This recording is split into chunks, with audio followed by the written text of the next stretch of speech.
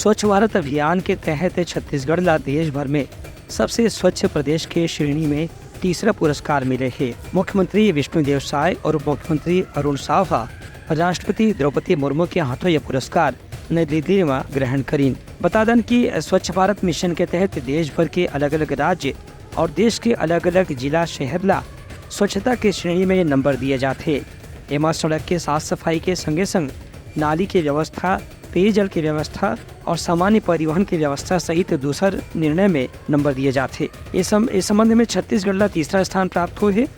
वही नई दिल्ली के भारत मंडपम में आयोजित कार्यक्रम में पाटन ला भी एक पुरस्कार दे गए हैं। पाटन ला देश के दूसरा सबसे स्वच्छ शहर के श्रेणी के पुरस्कार मिले हैं। वही रायपुर के 5 शहर मन ला भी अलग अलग वर्ग में पुरस्कार दे के सम्मानित करे गए हैं।